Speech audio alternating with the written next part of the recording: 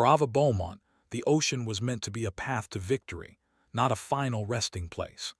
At just 19 years old, she was a phenomenon in open water swimming, a newly minted Olympian whose fierce spirit pointed toward a future filled with medals. Each morning, she sliced through the waters of Crescent Bay with a natural elegance that captivated even the most experienced athletes. Then, one morning, she was gone. During a simple practice swim, the sea simply claimed her, leaving a void of unanswered questions and a heavy silence that settled over her small coastal town. Most people settled on the most logical conclusion. The ocean has its hidden dangers, and even the most skilled swimmer can be overcome. Her father, Jack Beaumont, however, could not accept this. As an experienced diver, he knew these waters intimately, better than almost anyone. Yet for 4 agonizing years he dove day after day, and his hands always came back empty. Friends urged him to find peace. The police marked the case as closed, but Jack never gave up. To him, Ava wasn't just a memory to be mourned. She was his daughter, and he was convinced that somewhere in the vast, unforgiving depths, the truth was waiting for him. Every morning unfolded with the heavy burden of ritual, long before the sun promised a new day. Jack Beaumont would rise in the early darkness, moving through a house that felt unnervingly quiet, as if his daughter's laughter had been erased from the very walls when she disappeared. He'd brew strong, black coffee, not for enjoyment, but to force his tired body to move. Then he would assemble his diving equipment, oxygen tanks, wetsuit, flippers, and a dive light, with the grim focus of a soldier preparing for battle. The tools that once brought him joy were now instruments of his sorrow. His boat, the Sea Warden, groaned under his weight as he untied it from the dock. He remembered how Ava used to sit on the bow, her laughter ringing out as she spotted dolphins or challenged him to race the seagulls. Now, the boat was filled with nothing but silence. Jack would start the engine, steer toward the graying horizon, and head for the very spot where she had last been seen. Though the ocean was immense, his path was unwavering. He had obsessively mapped the seafloor, noting every rock, every patch of sand, and every tangle of kelp. He knew these waters better than his own face in the mirror, yet they continued to hold their secret from him. Each dive was a familiar ceremony of descent. The cold water would envelop him like the closing of a lid, silencing the world above until the only sound was the rush of his own breath escaping the regulator. The beam from his light would pierce the green gloom, revealing nothing but the scars on the coral and the shifting shadows of the deep. He methodically swept across the seabed, his movements patient as he pushed aside seaweed, examined shells, and peered into dark crevices where some trace of her might have settled. This rhythm of diving and returning with nothing became the beat of his life. Occasionally, he would find small, lost things, a forgotten snorkel, a single broken fin, the shell of a crab caught in old fishing line. Every discovery was a sharp stab of both hope and agony. Could this be hers? Could this piece of plastic hold her story? But the answer was always no. After hours below, with his lungs burning and his body shaking from the cold, he would break the surface to be greeted only by disappointment. The silence on the deck of his boat always felt louder and more crushing than any storm. The local fishermen grew accustomed to the sight of the solitary man on the Sea Warden, hunched over and trembling from cold and sorrow. In the beginning, they would ask about his search, offering words of sympathy and quiet prayers. By the second year, their greetings became shorter nods. By the third, they didn't ask at all. Jack had become a ghost in Crescent Bay, a man forever bound to the sea on a mission no one else believed in. The authorities had closed their file long ago. The Coast Guard officially ruled Ava's disappearance an accidental drowning, blaming strong currents and the inherent dangers of her sport. The town held a memorial service on the pier where she used to begin her swims, and a small plaque bearing her name was nailed to the wooden planks as a symbol of closure. Jack never went. He couldn't stand the thought of closure when there were no answers. Jack's internal struggle was both quiet and ferocious. During the first year, he had screamed his rage at the ocean, yelling into the wind until his throat was raw. By the second year, that anger had hardened into a steely silence. He stopped shouting and simply endured. Friends eventually faded away, not because they were unkind, but because they were exhausted. They had their own families and jobs, lives that moved forward. Jack had only his search, and it consumed him completely. At night, his dreams were a torturous replay of her final moments. In some, he saw her pulled down by a current, her hands reaching for a light that faded away. In others, she was a tiny speck in an endless black ocean, her bright swim cap a distress signal he could never reach. The worst dreams were the ones where she stood on the shore, alive and calling his name, but when he tried to run to her, his legs felt like they were made of lead. He would wake up soaked in sweat, the bedsheets twisted around him like ropes, the echo of her voice still hanging in the air. Despite the overwhelming despair, he never considered stopping. He reasoned that if he couldn't find her body, he could at least create a perfect map of the ocean that had taken her. His house slowly transformed into a sanctuary of charts and sonar maps, his notebooks filled with drawings of currents and reefs. To an outsider, it looked like madness. For Jack, it was an act of pure devotion. The years chiseled away at him, leaving him hollow. His once strong shoulders slumped, his hair turned the color of sea salt, and his hands became permanently calloused from ropes and tank valves. Still, every single morning he returned to the water. He held on to the belief that the truth was down there, just below the surface, waiting for him. Logic told him she was gone forever. A father's faith told him otherwise. Sometimes, when his body was too exhausted to move, he would sit on the deck and let the memories wash over him. He could almost hear Ava's voice shouting, "One more lap, Dad. Come on, you're falling behind." He could see her confident grin and her powerful arms cutting through the water as if she were a part of it.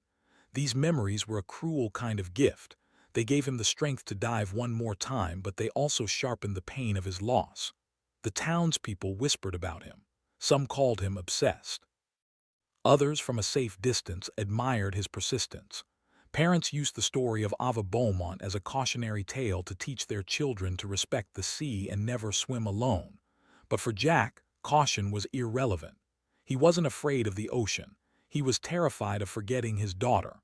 What kept him going wasn't hope in the traditional sense, but a profound sense of duty. Fathers are supposed to protect their daughters, not leave them lost in an abyss. He refused to let the ocean be her unmarked grave. Every dive was his prayer, and every empty-handed return was his penance. He was sure that if he just checked one more reef, explored one more trench, or looked inside one more hidden cave, he would finally find the truth. And so the cycle continued. Dawn, dive, disappointment. Day after day, season after season. The summer sun blistered his skin and the winter cold seeped into his bones, but he still hauled his tanks onto the boat. The years began to blur, their passage marked only by the tally marks he scratched into the boat's railing, counting not successes, but the number of times he had refused to surrender. By the fourth year, the sharp pain of his grief had settled into something deeper, more like a constant companion than an enemy. It was in the ache of his joints, the hollowness in his chest, and the way he would instinctively flinch whenever he saw a swimmer's silhouette against the horizon. Yet, beneath that quiet sorrow, a small flame of determination still burned. Jack's entire world had been reduced to this single purpose. He no longer went to town gatherings and had sold off parts of his business to fund his relentless search. He was a man who had lost everything except his resolve. And while everyone else had given up, Jack held a truth that no tide could ever wash away. Ava was out there. Maybe not alive, and maybe not in one piece, but some part of her was waiting. The ocean had taken her, he knew, but he believed it could also give something back. And so, with the arrival of each new day, he prepared himself again, strapping on the heavy tanks, securing his mask, and lowering himself into the cold, indifferent deep. The water closed over him, silent and vast, and Jack began his long, lonely search once more. The morning started just like countless others. A dim, gray light spread across the sky as the sound of seagulls carried over Crescent Bay. The steady hum of Jack Beaumont's boat engine grew fainter as he moved away from the land. After 4 years of looking, his hope had faded. He wasn't looking for miracles anymore. Instead, he searched for small pieces, bits of the truth hidden on the ocean floor. He reasoned with himself that if he couldn't have his daughter back, he could at least find some small part of her, a physical object to grasp in the face of the ocean's vast quiet. On this particular day, the ocean was unsettled, with large waves rolling in from the main channel. Despite this, Jack decided to dive. He had stopped thinking about the danger a long time ago. It had become a normal part of his daily life. He made his way down slowly, the beam of his flashlight making white patterns in the green depths. The light showed him the swaying kelp and rocks covered in barnacles. While his movements were skilled and familiar, his heart felt weighed down. After spending hours under the water, he came back to the surface empty-handed once again. Jack emerged from the water, taking a deep breath and shifting his heavy equipment as he started the long swim toward his boat. He was almost out of oxygen and his shoulders ached with effort. He looked toward the horizon to see how much farther he had to go and whispered to himself, "Not today either." He changed his swimming style and kept going. About halfway to his boat, the sea warden, he saw something, a shape bobbing up and down with the big waves. Initially, he thought it was just another one of the navigation buoys, covered in rust and left alone, moving with the sea's motion. He usually wouldn't have looked at it twice. His daughter, Ava, had always used the blue water buoy nearer to the coast as the spot where she would turn around. This one being further away held no special meaning. However, a feeling deep inside him, a fatherly instinct, pulled him toward it. He swam in its direction, his arms sore, hoping he could rest there for a moment. The buoy appeared bigger as he got closer, its metal structure worn down by the salt and time. Jack held onto one of its bars, allowing the buoy to support his weight while he caught his breath, his chest rising and falling heavily. It was at that moment, as he looked up at the old structure, that he saw something out of the ordinary. Fastened to the middle of the buoy, partly concealed by rust and seaweed, was a small item. He blinked, thinking at first that it was just some trash, like a fisherman's forgotten tackle box or a piece of old equipment. But as he adjusted his position and lifted himself higher onto the buoy's small platform, he saw what it really was. It was a camera inside a waterproof case, marked by the ocean but clearly recognizable. Jack stood still as his heart began to beat faster. His hands shook as he reached out to unbuckle the straps that held it to the buoy. The case was sturdy, not a cheap version, but one made to last and withstand the pressure of deep water that would destroy normal gadgets. The salt water had left its marks on the surface, but underneath the damage, Jack knew what it was.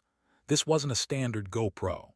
He flipped it over in his hands and then his heart nearly leaped out of his chest. On the back of the case there was a sticker of a small blue dolphin, faded but still noticeable, with 2 letters written under it, EB, Eva Beaumont.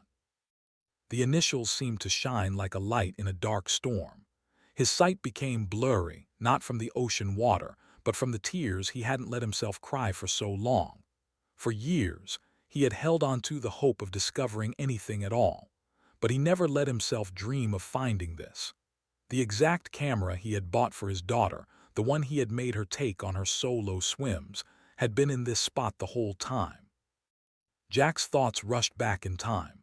He recalled the day he purchased it, having spent more than he could afford, and ignoring Eva's complaints that a cheaper camera would have been fine. "Take this with you," he had told her with a serious tone, placing it in her hands. "Record your sessions. I want to see your progress." She had laughed and rolled her eyes like only a teenager can, but she took it with a smile. "Okay, Dad, if it makes you feel better." That smile now tormented his memory, so vivid and alive, while her body was still lost to the sea. Jack struggled with the clasps, his fingers feeling clumsy from the cold and the rush of adrenaline. Finally, the case popped open with a hesitant sound. Inside, the GoPro was unharmed. The battery was dead and its casing was swollen, but the main device looked undamaged. Jack gently touched its edges as if it were a holy object. It was hers. It had to be. He put it securely in his waterproof bag, holding it as if it were a newborn baby. A sudden rush of energy flowed through his tired body. He no longer felt the pain in his shoulders or the heaviness of his gear. He swam back to the sea warden with a power he thought he had lost years before. Every stroke he took was strong and purposeful, fueled by a mix of dread and hope. On the boat's deck, his old friend, who had joined him on many pointless searches, was waiting with a worried look. "You went farther than usual today, Jack. Sun's getting high." Jack, out of breath and shaking, took the wet camera from his bag and showed it to him. His voice was unsteady. "Look what I found." His friend's eyes grew wide as he realized what it was. "Is that—" Jack was too choked up to speak. He simply nodded. The emotional weight of 4 years seemed to change in that single instant. For such a long time, Jack had been chasing after ghosts, unable to let go of what he had lost. But now he finally had proof. He had proof that Ava had been there alive at that buoy. It was proof that her story had not yet ended. As he guided the boat back toward Crescent Bay with the GoPro held tightly in his hand, Jack's mind was racing. What would the video show? Would it prove the tragic accident everyone had assumed? Or would it reveal something more sinister and unimaginable? Whatever the answer was, it was no longer lost at sea. He had found it himself. The shore came into view, and the harbor was busy with its usual morning activity. Yet, Jack felt like he was holding a secret that no one else could possibly comprehend. For the first time in 4 long years, he let himself have a small, risky thought: hope. He went straight to the police station, gripping the camera so tightly his knuckles turned white. The receptionist looked up, surprised by the fierce look in his eyes. "Mr. Beaumont," he nodded, his voice firm. "I found something. It's Eva's. It's her camera." An officer took him to the tech lab, where a forensic expert got ready to inspect the device. Jack stood stiffly, barely breathing, as the analyst took pictures of the camera, took out the memory card and put it into a card reader. There was a brief flash of pixels on the screen, the sound of the machine working, and then her face appeared. Ava, smiling and alive, adjusting the camera as if it were just another ordinary day of practice. Jack stumbled, his knees feeling weak, and his chest hurt with a sudden wave of sadness and relief that was so intense it almost broke him. 4 years of quiet despair were broken in a moment. This wasn't the end. This was a new beginning. Finding the buoy provided Jack with something he thought was lost forever, a link back to his daughter. It was a connection he had to pursue, regardless of the destination. In his heart, Jack made a firm decision. He wouldn't give up until he learned what truly happened to Ava and brought her back. The instant the forensic expert started the video, Jack Beaumont's entire reality changed. For many years, he had longed to hear his daughter's voice. Now it echoed through the small police lab, slightly unclear but definitely her. The screen showed Ava's face, her wet hair stuck to her forehead and her eyes shining despite the salt water on her cheeks. She fiddled with the camera attached to the buoy and grinned right at it. "Testing, testing," she chuckled, tapping on the waterproof case. "This is the perfect spot to film my training today." Jack felt a lump in his throat. It had been 4 years since he'd last heard her talk. During that time, he had convinced himself he couldn't remember the exact sound of her laughter.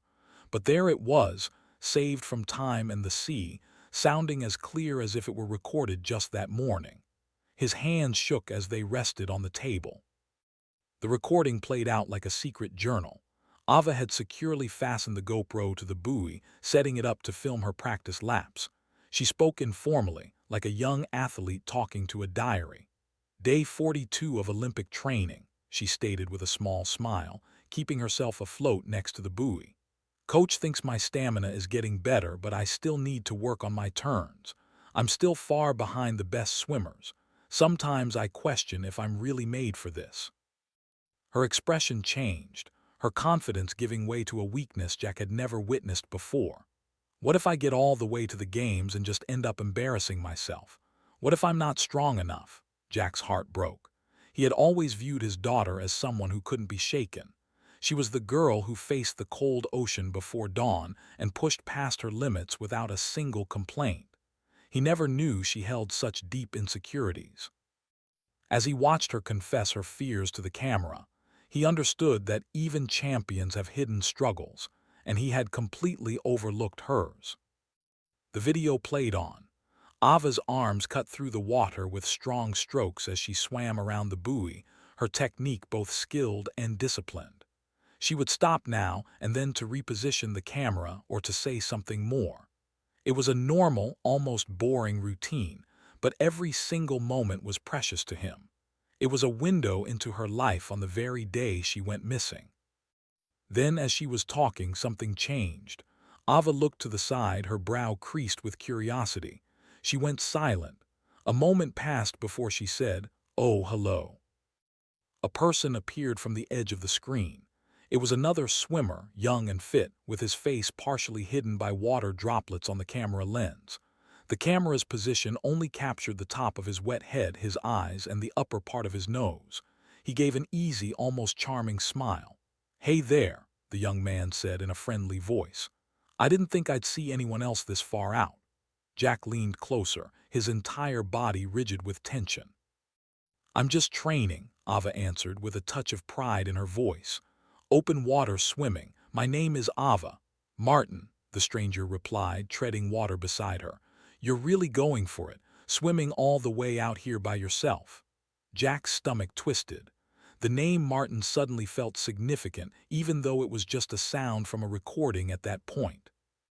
"I'm training for the Olympics," Ava said, wiping water from her face. "No way, that's incredible," Martin answered, his admiration sounding real. "Are you going to be famous?" Ava laughed, her body relaxing. "Not likely. I'm just starting at the top level, no media attention yet." Martin tilted his head. "Well, you look like a professional to me. Want to have a race?" She paused for a moment, then smiled. "Just for fun." "Sure," Martin grinned.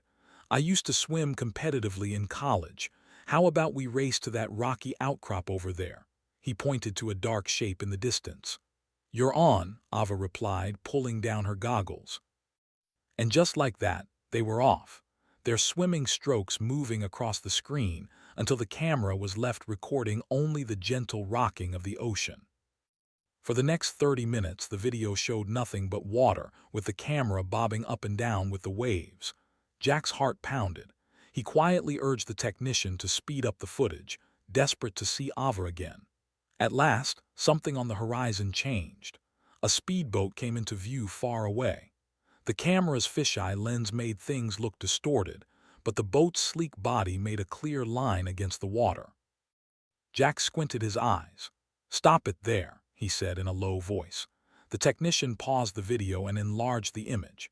It was grainy and fuzzy from the distance and sea spray, but a single detail was clear. On the boat's side, partly hidden by the sun's glare, was a logo, a creatively designed wave with words written under it. The technician improved the image, making the lines sharper and pulling clarity from the pixels. Gradually, the words became visible: Ocean Elite Marine. The name hit Jack like a punch. He knew the company. He had often seen their branded boats at the marina. They were known for sponsoring local athletes and supporting the swimming community. But here, in his daughter's last known recording, one of their boats was drifting in the background like a dark omen. Jack's friend, who was standing behind him, muttered, "That looks familiar." "It's them," Jack said, his voice filled with emotion. "Ocean Elite Marine," the technician wrote down. "We'll check ownership records, staff, and boats registered to them. It might be nothing, but it's a start." Jack's heart pounded in his chest. After so many years of nothing, he finally had something real, something he could track. The discovery felt both like a miracle and a nightmare. The recording continued, showing hours of the quiet ocean until the battery finally died. Ava never came back to the buoy. Her last recorded moments were a laugh, a smile, and then her disappearance into the sea with a stranger named Martin. Jack covered his face with his hand, feeling completely overwhelmed. His daughter hadn't simply drowned by accident. She was last seen alive with another person, near a boat connected to a well-known local company. The technician played the part with Martin again, pausing to capture every little detail. They made notes on his estimated age, his hair color, and the sound of his voice. They couldn't see his entire face, but it was enough to start creating a profile. For Jack, this discovery was both a painful blow and a ray of hope. The footage reopened wounds he had tried to heal. It showed her insecurities, her laugh, and how she was suddenly vulnerable with a stranger. But it also gave him the one thing he had prayed for during his darkest nights: evidence. The camera had weathered the ocean's violence to bring him this message. It carried Ava's voice, her worries, and her final meeting. And now, tangled within that delicate recording, was a name and a company that could potentially unlock the entire mystery. Jack gripped the table so hard his knuckles turned white. For 4 years, he had been living in a fog of unanswered questions. Now, for the first time, those questions had a definite shape. The ocean had not completely hidden the truth. It had kept it safe, waiting for him to discover it. Jack Beaumont left the tech lab with the camera held tightly to his chest, his mind replaying the images he had just seen. For 4 long years, he had pleaded for anything that could end the silence around his daughter's disappearance. Now, at last, the ocean had given back a piece of the truth. It returned Ava's voice, her laugh, her moment of self-doubt, and most importantly, her meeting with the young man named Martin, connected to a boat with the Ocean Elite Marine logo. He drove through Crescent Bay in a haze as his headlights swept across shops that were just beginning to open. The quiet marina was coming to life with the sounds of gulls and fishermen getting their nets ready. The world seemed the same, but for Jack, everything had changed. He had carried his sorrow like a heavy weight for years. Now he carried something more defined, a purpose. At the police station, Detective Morgan was there. He was a gruff man whose face showed the strain of too many unsolved cases. He had been involved from the very beginning, one of the first officers to take Jack's statement on the day Ava disappeared. Over the years, his initial sympathy had faded into professional routine, but today his eyes showed a new sharpness as Jack placed the GoPro on his desk. "This was hers," Jack said plainly, his voice strained. Morgan looked at the camera's housing, tracing his finger over a dolphin sticker that had the initials EB on it. "And you discovered it on a buoy miles from her usual route," Jack nodded. "It was strapped to the frame, not just floating. Someone intentionally put it there." Morgan's jaw clenched. "Let's see what's on it." The forensic work started right away. The technician, a man named Ethan Parker, worked carefully. He photographed the camera, took out the water-damaged battery, and removed the memory card. Jack stood right behind him, not daring to blink as the files were copied to the computer. When Ava's face appeared on the screen, it felt like all the air had been sucked out of the room. Morgan stood with his arms crossed, watching silently as the footage played. Ava's video diary came to life, her casual discussion of training, her secret fears, and then the interruption. The arrival of Martin, his suggestion for a race, and finally the sleek shape of the boat with the clear logo. Ethan zoomed in, improving the blurry image until the stylized wave and letters were visible. "Ocean Elite Marine," he confirmed. "I'll look up their registration details. They're a regional business, big enough to have several boats registered to them." Morgan moved closer. "Pause it right there. Save that image. Make a forensic copy. We're going to need it." Jack felt his chest grow tight. "You see it too, right? This isn't just a coincidence." Morgan didn't reply right away. His experience as a detective had made him cautious. He knew that leads often led nowhere and that evidence didn't always reveal the whole truth. But even he couldn't deny the clarity of the logo or the nervous laugh of the man who called himself Martin. "It's a lead," Morgan said at last, "and it's more than we've had in 4 years." Ethan began his report, talking quickly as he checked different databases. Ocean Elite Marine was established 7 years ago with its main office in Southampton, but their boats are active all along the coast. They sponsor athletes, donate gear, and offer transport for open water training events. On the outside, they appear completely legitimate. They engage in corporate charity, have clean records, and receive positive media coverage. Jack shook his head.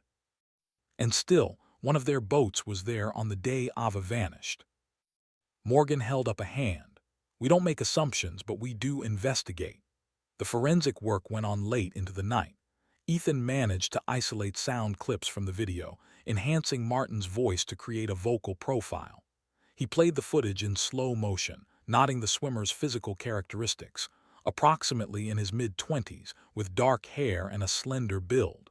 It wasn't enough for a positive ID, but it was enough to start narrowing down potential suspects. The footage of the suspicious boat became the central point of the investigation. Ethan compared the image with registered boat hull numbers, looking through photos of Ocean Elite Marine's collection of boats. Many boats had the same logo, but only a few were the same size and model as the one seen in Ava's video. "This one," Ethan said, pointing to a file for a boat named the Ocean Elite Wave Cutter. "It has an active license and is usually docked at Crescent Bay Marina." Jack stiffened. He had seen that name on a boat at the marina just a few days ago. Morgan's eyes narrowed.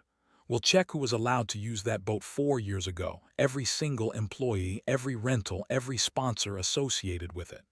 He wrote down notes before turning to Jack. "This could be the break we need."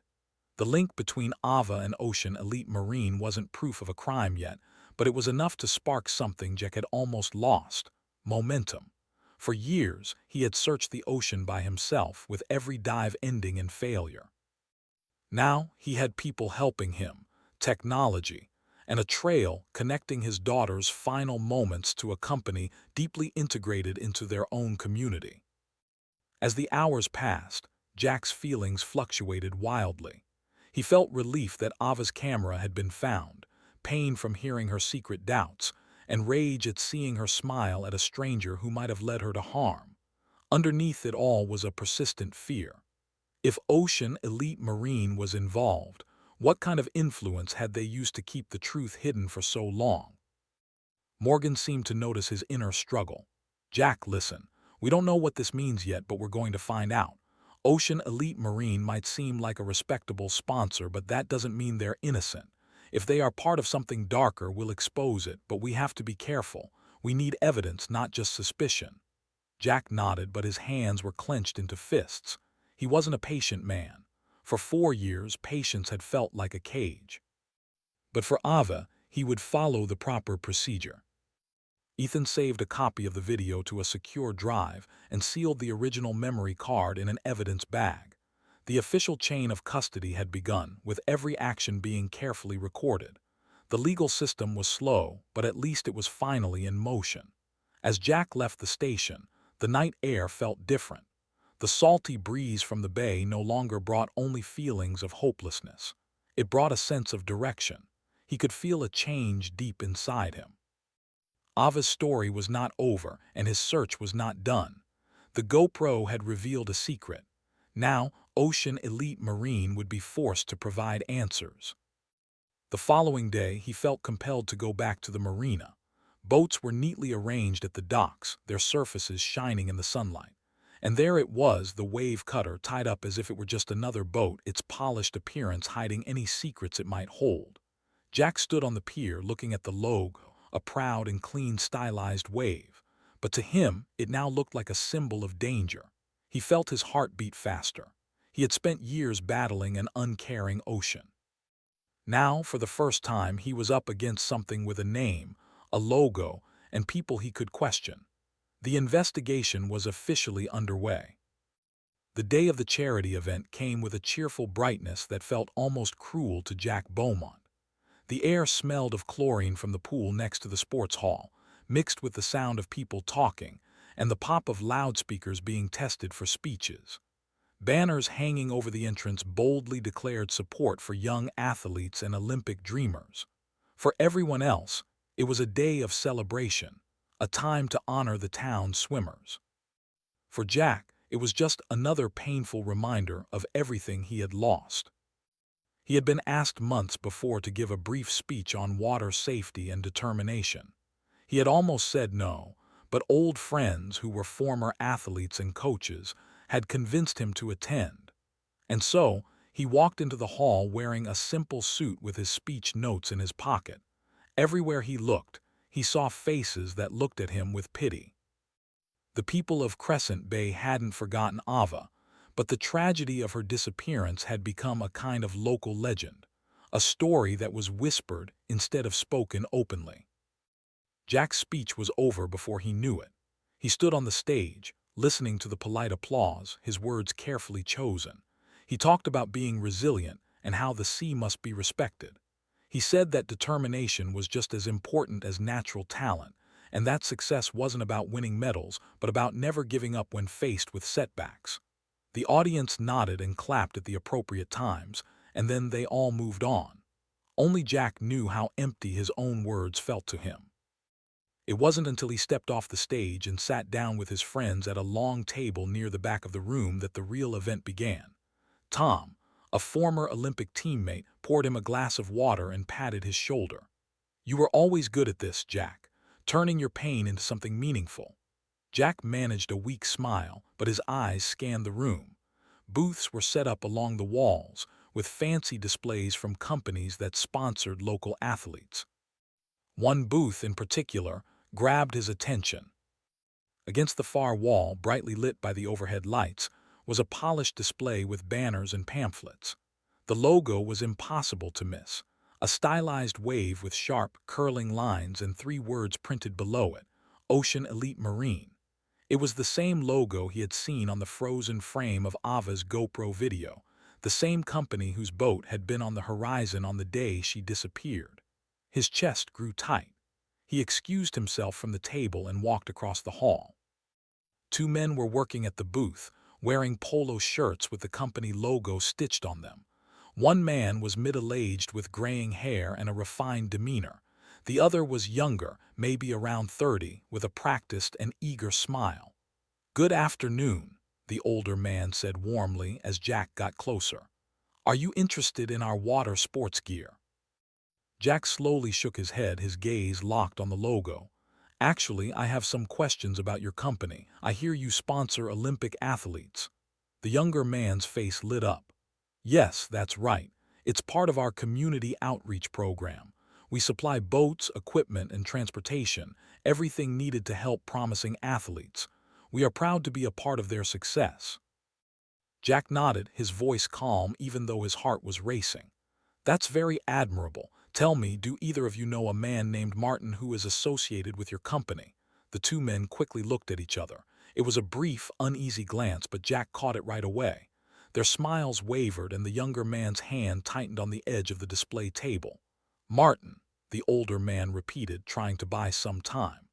"We might have a few employees with that name. Do you have his last name?"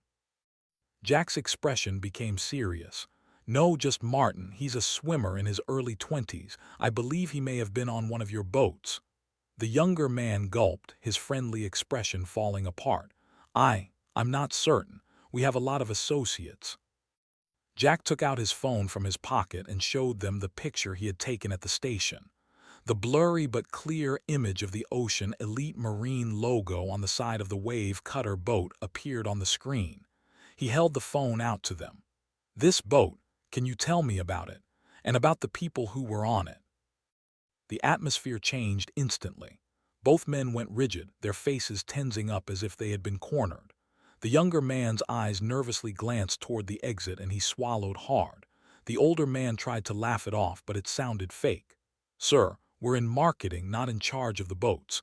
If you need information about specific vessels, you'll have to talk to the staff at the marina." But their discomfort gave them away.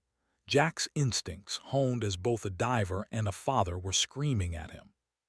He observed their body language, the stiff shoulders, the forced smiles, and the unspoken signals they were sending each other. "Thank you," Jack said calmly, putting his phone back in his pocket. "I'll do that." He turned and walked away, his jaw set.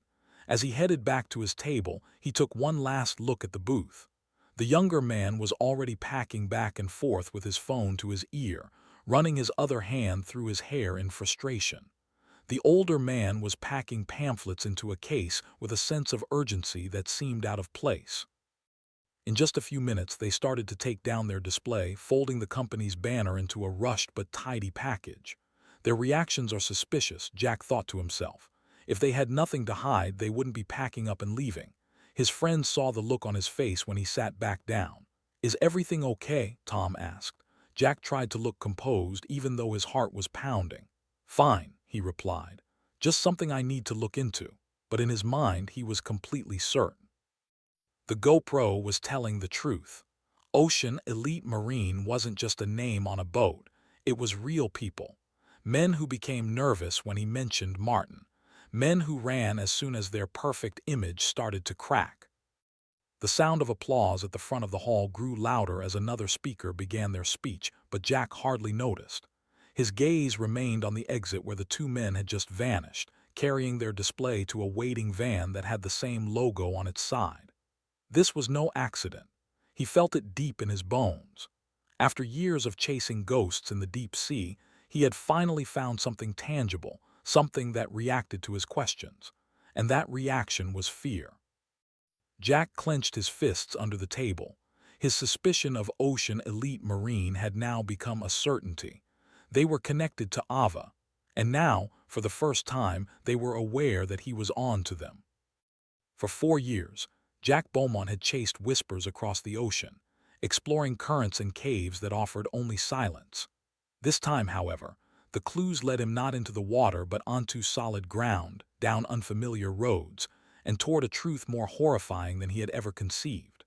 Following the strained encounter at the charity fundraiser, he had observed the two representatives from Ocean Elite Marine hastily take down their booth and exit the hall. Every fiber of his being urged him to follow. They carried themselves with the anxiety of people caught in a falsehood, and Jack knew he couldn't dismiss it. So, as their van, decorated with the company's logo, pulled away, Jack got into his own car and followed at a cautious distance. The voices of his friends and the buzz of the event faded away, replaced by the hum of his engine and a single, insistent thought. They know something about Ava. The van navigated the coastal roads of Crescent Bay, clinging to the edge of cliffs that plunged into the churning ocean. Jack's grip on the steering wheel tightened as he struggled to maintain his distance without losing them. The logical part of his brain told him to call the detective immediately, warning him that he was getting in too deep. But the father within him, a man fueled by years of desperation, pressed the accelerator harder. After several miles, the van swerved from the main road onto a narrow, unmarked lane. Jack was confused. He had lived his entire life near these shores but did not recognize this path. He slowed down, waiting for the van to vanish around a curve before he proceeded.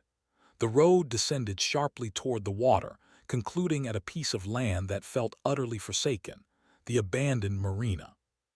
It materialized abruptly, a skeletal relic of a forgotten industry. Rusted docks extended into the gray water, their wooden planks warped and splintered. Dilapidated warehouses sagged along the shoreline, their windows broken and their walls marred with graffiti. Motionless metal cranes stood as monuments to a time when this place was alive with activity. Now, it was eerily quiet, save for the low rumble of the van's engine as it came to a halt near one of the structures. Jack switched off his headlights and parked behind a grove of coastal pines, his pulse hammering in his ears. He exited the car quietly, the crunch of gravel beneath his boots the only sound, and crept closer, staying low to the ground. The salty wind whipped against his skin, carrying the faint odor of fuel and something else, a sour smell that made his stomach lurch. From his hiding spot, Jack watched the two men unload boxes from the van. They were not alone. 3 other individuals emerged from the warehouse's shadows to meet them. Their voices, sharp with urgency, carried across the dock. Then he heard another sound, one that sent a chill down his spine, crying. He froze, straining his ears to catch the sound. The whimper was faint but undeniable. It was a woman's voice, soft and desperate, pleading, "Please, we've done everything you asked." A man's cruel and commanding voice barked back, "Shut up and move." Jack felt sick. He pressed himself against a pile of rusted fuel barrels, his heart racing, and dared to peek around the edge. In the dim light, he saw movement. 3 women were being herded toward the dock, their heads bowed and their hands bound. Their faces were pale and etched with fear, their bodies frail and gaunt. The sight struck Jack with the force of a physical blow. This was not a smuggling ring or a corporate crime. This was something monstrous. The devastating reality of human trafficking settled over him with a suffocating weight. His mind reeled, piecing together the fragments he had overheard. For 4 years, people had insisted that Ava had drowned. But what if she hadn't? What if she had been taken, just like these women, forced into captivity while the world mourned her as lost? Jack's chest tightened as a hot, relentless rage surged through him. He forced himself to remain still. Charging in now would be suicide, and worse, it would mean failing Ava if she was trapped in this nightmare. He needed to see more to hear more. The men moved with brutal efficiency, pushing the women toward a speedboat moored at the dock. Its hull gleamed faintly in the moonlight, appearing larger and more menacing than the other battered vessels in the marina. One of the men spoke into a radio, his words low but urgent. "Secure the area. The boss is waiting on the yacht. We move now." Jack ducked deeper into the shadows as two guards, rifles slung over their shoulders, fanned out to patrol the perimeter. He hid himself under a tattered tarpaulin covering old boat parts, holding his breath as one of the guards passed within feet of him, scanning the darkness. His body screamed at him to act, but years of diving had taught him discipline. He stayed motionless, his breathing shallow. The boat's engine roared to life, a guttural sound that vibrated through the dock.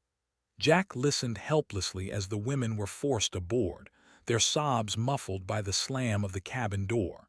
He desperately wanted to look, to see if Ava was among them, but the risk was too great. Then from the nearby shadows, a conversation reached him that made his blood run even colder. "They've been safe for 4 years," one man muttered. "And now the police are sniffing around. Someone must have talked." "Doesn't matter," another replied.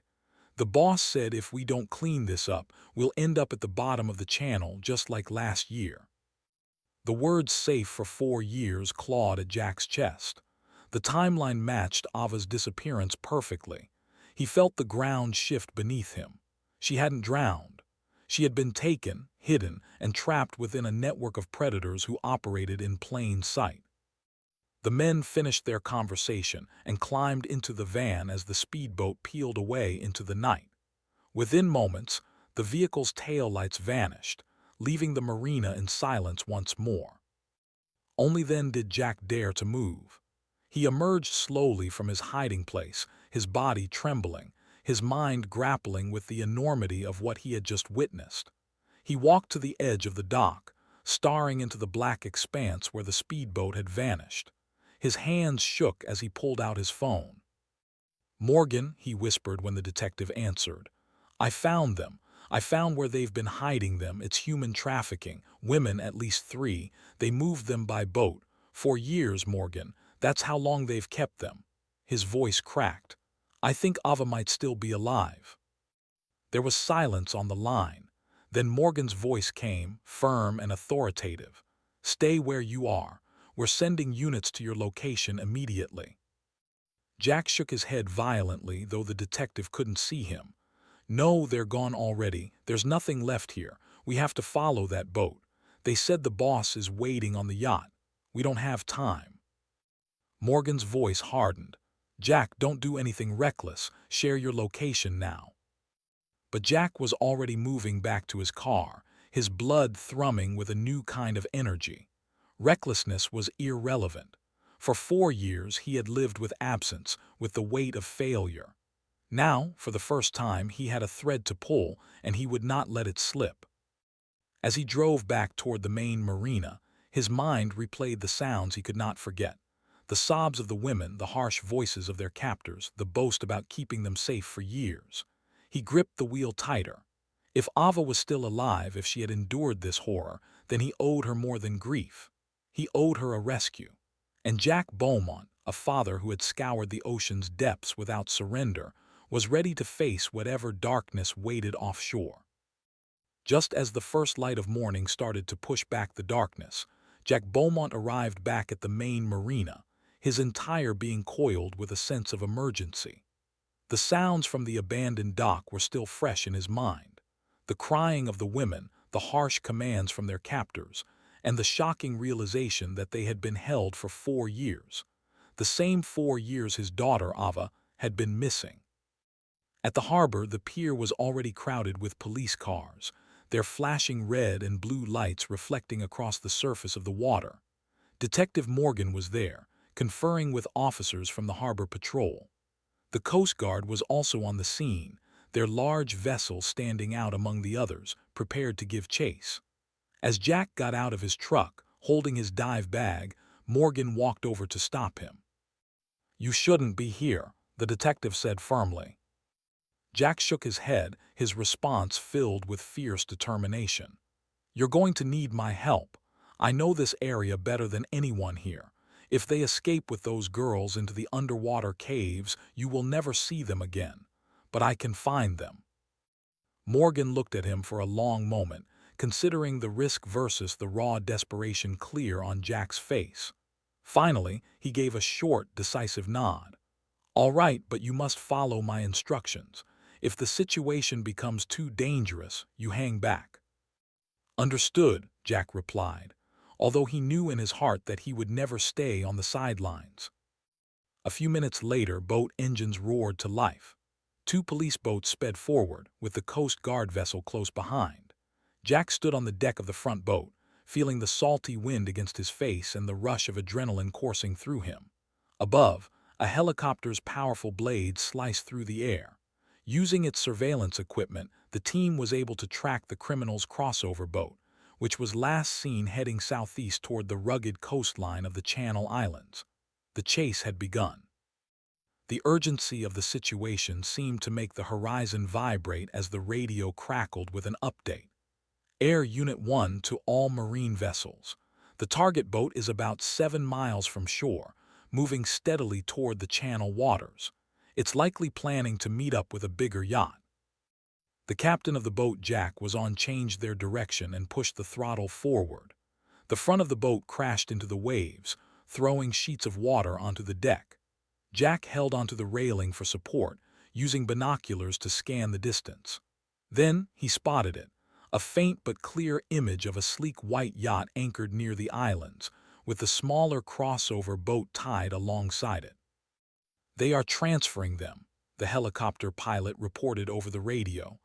"I see movement on the deck. It appears women are being led below." Jack's heart tightened with fear. One of those women could be Ava. All of a sudden, the crossover boat untied itself and sped directly toward the approaching police boats. 2 men were visible on its deck, their weapons glinting in the morning sun. "They are coming to block us," the captain yelled. Suddenly, the sound of gunfire echoed over the ocean. Bullets hit the water's surface, creating small explosions of spray. The officers took cover behind metal plates on their boat and began to shoot back as they continued to move forward. The Coast Guard vessel moved to the side to outflank them, firing warning shots from its mounted weapon, which forced the crossover boat to make sharp, evasive turns. Amid the chaos, Jack never took his eyes off the yacht. "They are moving them again," he shouted, his voice hoarse with emotion. On the deck of the yacht, people were rushing around. The women were being forced into diving equipment, with oxygen tanks strapped to their backs and masks pushed into their shaking hands. A sick feeling grew in Jack's stomach. They weren't getting them ready for a rescue. They were preparing to take them into the water, tied to their captors. "They are going to take them into the caves," Jack said urgently to Morgan. "The moment they disappear beneath those cliffs, you will lose them forever." Morgan passed the warning on to all the units, but Jack had already decided what he needed to do. The first splash was heard as a woman was forcefully thrown overboard, her wrist handcuffed to a man in a wetsuit who was holding a spear gun. A second pair followed, and then a third. Jack's pulse pounded in his ears. He imagined Ava among them, struggling to breathe, chained to the very men who had taken her from her life. Divers from the tactical team jumped into the water, their black fins cutting through the surface as they went down to intercept the criminals. Jack could see flashes of movement beneath the waves, silver bursts of air bubbles rising to the top, and shadowy figures twisting in combat. Spear guns were fired, sending deadly bolts through the dark water. On the boat's deck, Morgan yelled at Jack to stay back, but his body wouldn't listen. Every fiber of his being was screaming at him to act, his eyes fixed on the spot where the kidnappers and their victims had disappeared. "I'm going in," he said under his breath. Before anyone could react, Jack grabbed a spare mask and a regulator. It was not a complete diving set as there was no oxygen tank, but his years of free diving had conditioned his lungs. He knew how long he could hold his breath. This was not about his own survival, it was all for Ava. Jack threw himself into the ocean. The intense cold was a shock to his system, hitting his chest and jolting him fully alert. He came up for one quick breath, filled his lungs, and then dived down with the skill of a man who had spent much of his life underwater. His world became a mix of green and blue, with light breaking into shimmering pieces. Below him, the chaotic fight seemed to happen in slow motion. Police divers were wrestling with the kidnappers, their knives flashing as they attempted to free the women. However, the traffickers were ready and fought back with a fierce desperation. Their captives were still tied to them, being pulled deeper into the dangerous water. Jack searched desperately looking for her. Then through the blur of bubbles and struggling bodies he saw her. It was Ava. Her eyes were wide with fear behind her mask, her body rigid with terror, and her wrists were chained to a man's arm with a pair of harsh steel handcuffs. She was kicking with all her might, her strength still present, but the man was pulling her down, holding a spear gun in his free hand. A burning sensation filled Jack's chest. He pushed himself forward with strong kicks, moving against the current. The kidnapper saw him approaching, lifted the spear gun, and took aim. Everything seemed to slow down. Jack's survival instincts were on high alert, but just before the man could pull the trigger, a police diver attacked him from behind, grabbing the weapon. The spear fired wildly, missing Jack by only a few inches. Jack finally reached them, his body desperate for air. Using all his remaining strength, he grabbed the man's regulator and ripped it from his mouth. The kidnapper panicked, and his grip on Ava weakened. Ava twisted away at the exact moment the police diver used a blade to break the handcuff chain. Her arms were finally free. Jack's vision started to go blurry, with blackness creeping in at the edges due to the lack of oxygen.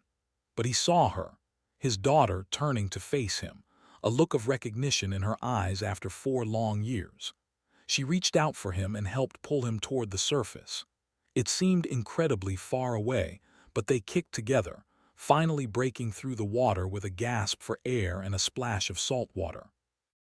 Jack breathed in raggedly, holding onto Ava's arm, his chest rising and falling heavily as the helicopter continued to roar above them.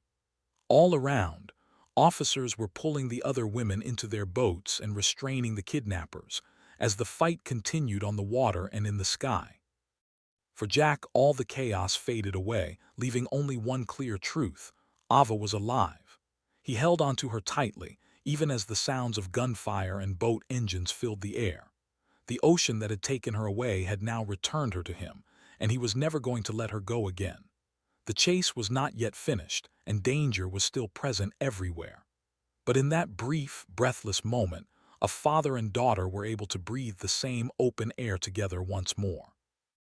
The yacht stood like a fortress on the water, its white body shining in the bright morning sun. Water sprayed against its sides as police boats circled it, their sirens muffled by the loud sound of the helicopter's blades above. The air had already been filled with the sound of gunfire, and now Jack Beaumont hauled himself onto the rear platform of the boat, dripping wet, out of breath, and filled with a burning sense of purpose. His muscles ached from the desperate dive to reach Ava, but his determination was as strong as ever. At first, the deck was strangely silent, as if the turmoil outside had not reached this part of the boat. Jack moved cautiously across the slippery planks. The strong smell of salt and fuel filled the air. He found his way to the dive preparation area, where a set of spear guns stood on a rack, left behind in the hurry. He quickly grabbed one, skillfully checking its line and handle like a man who was an expert with such equipment. He started to head back to the rear of the yacht, ready to rejoin the fight in the water. It was then that he heard a voice, "Don't move." The voice was sharp but also slurred and youthful. Jack stopped immediately, feeling the distinct pressure of a gun aimed at his back. He turned around slowly. The person standing there, with his hair wet from the sea and his eyes red, was the same man Jack had seen in the footage with Ava. It was Martin, and he was still holding a bottle of liquor. His face was pale and his hand shook as he held the pistol, but the threat in his eyes was very real. "You," Jack said, his voice deep and menacing, "you are the one who took my daughter." A shaky smile formed on Martin's lips. "Her father, the diver, she used to talk about you." He swayed a bit, his breath smelling of alcohol.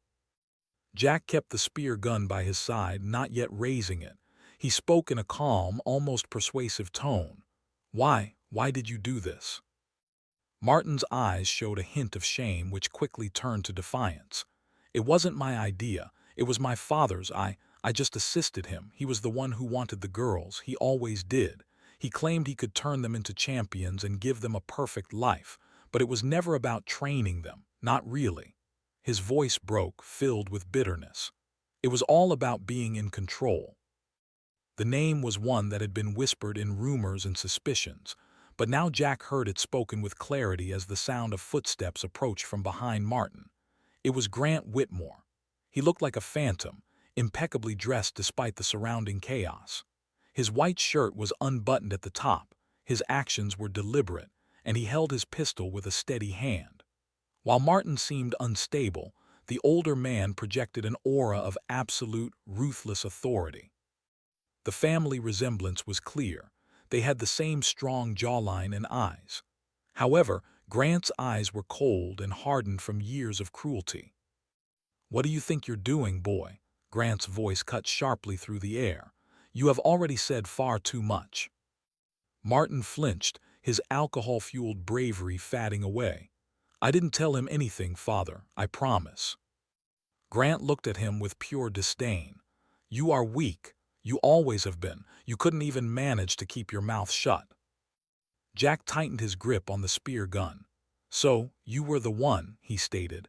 "You are the mastermind behind all of this. You stole my daughter. You kept her prisoner for 4 years."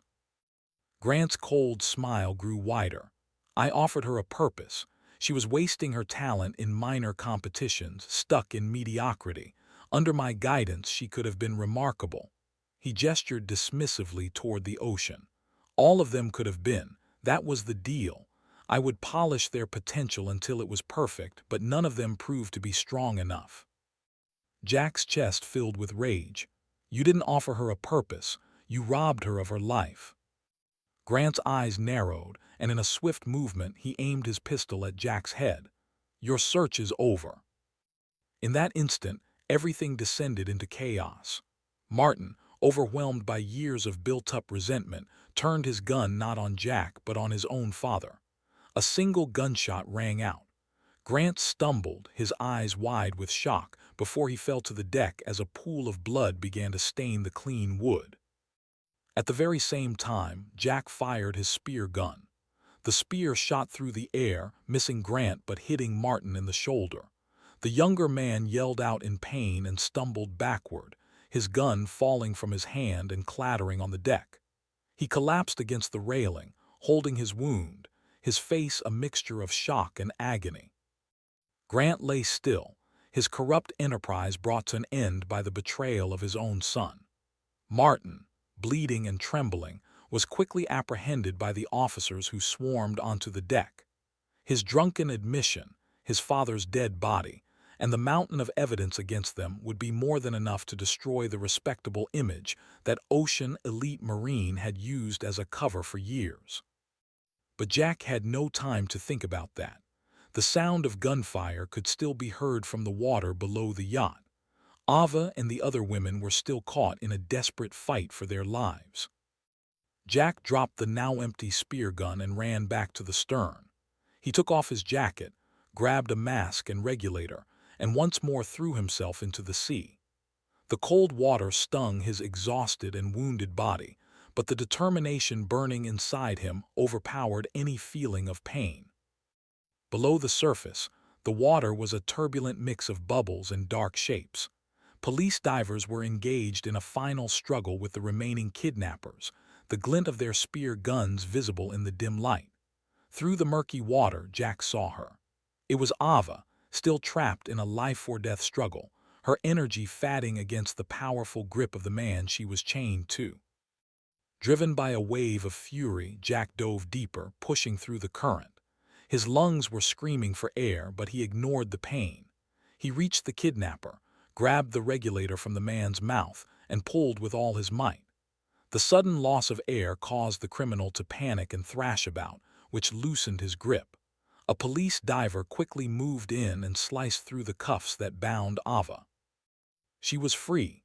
Her mask had shifted, and as she turned, her eyes were wide with a mix of shock and recognition. 4 years had gone by, but that one look bridged the entire gap of time between them. Jack reached out and pulled her close. He tried to smile despite the pain in his chest and the darkness that threatened to overcome him from the lack of air. Together, they kicked their way to the surface. The light above them broke into pieces, a promise of air and safety. They finally reached the top, gasping and coughing, holding onto each other as strong hands from a police boat pulled them to safety. Once on deck, Ava collapsed against him, her body shaking as she sobbed with relief, but she was alive. Jack wrapped his arms around her, his heart simultaneously breaking and mending. "I've got you," he whispered into her hair. "I never gave up looking for you, not for a single day." Around them, the battle was coming to a close. Officers were overpowering the last of the kidnappers and securing them. Helicopters hovered in the sky, their searchlights scanning the water like a final judgment. Grant Whitmore lay dead on his yacht, and the empire of Ocean Elite Marine was crumbling amidst the salty spray of its own corruption.